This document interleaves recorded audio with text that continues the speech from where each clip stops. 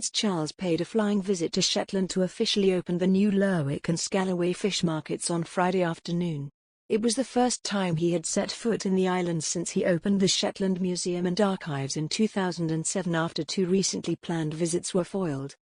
Both markets have been operational since the middle of 2020 and it had originally been intended for the Prince, whose title in Scotland is the Duke of Rothesay, to carry out the unveiling last summer, but it was postponed due to COVID-19 restrictions. He had also been scheduled to visit Shetland in 2019 but his aeroplane broke down, and he joked that it used to be much easier to come here when he was travelling on the royal yacht Britannia. Thankfully the foggy weather which had disrupted travel in and out of the islands earlier this week cleared to allow the Duke to land on Friday morning. During his main engagement at the new Lerwick Fish Market, the Duke observed fish landings, toured the facilities and visited the auction hall during a tour of the £7.6 million complex, before sampling a dram of Scottish whisky. Prior to officially unveiling plaques to open the Lerwick and Scalloway markets, Prince Charles said it was a great privilege and the competition of the two facilities reflects the fact that the fishing industry and its traditions remain a real cornerstone to the economy and way of life to the Shetland people. It still remains, to me anyway, an amazing statistic to know that more fish pass through the Shetland Isles than England, Northern Ireland and Wales put together, he told the industry figures and dignitaries gathered outside the fish market.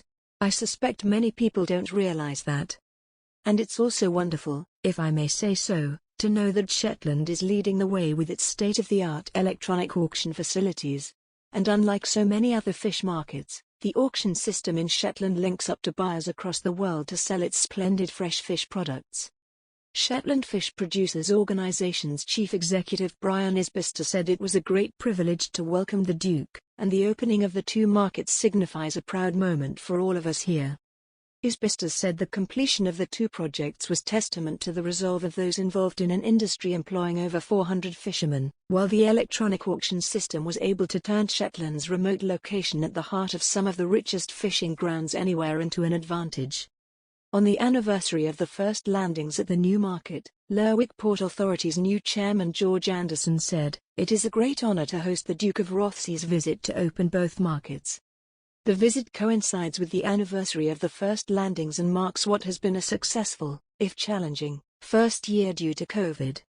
The construction of the Lerwick Fish Market was the climax of a lengthy, coordinated program of projects, involving dredging and building quays, designed to future-proof the market's role in helping to sustain and develop the fishing industry's contribution to the Shetland economy." The Duke was also welcomed to Lerwick Town Hall by representatives of Shetland Islands Council, which invested £5.6 million in the Scalloway Fishmarket. Later in the afternoon he paid a visit to Scalloway's Nifk Marine Centre, which is in the process of merging with Shetland College to form a single college, Shetland Doohy. There he met students, staff and apprentices and saw research and engineering facilities, as well as experiencing the Nifk's naval simulator, before meeting representatives from the Shetland RNLI. Prince Charles, who seemed comfortably at ease in the surroundings and engaged warmly with those he met throughout the visit, then rounded off his time in the islands by being shown around Uredale Farm by farmer Ronnie Jansen.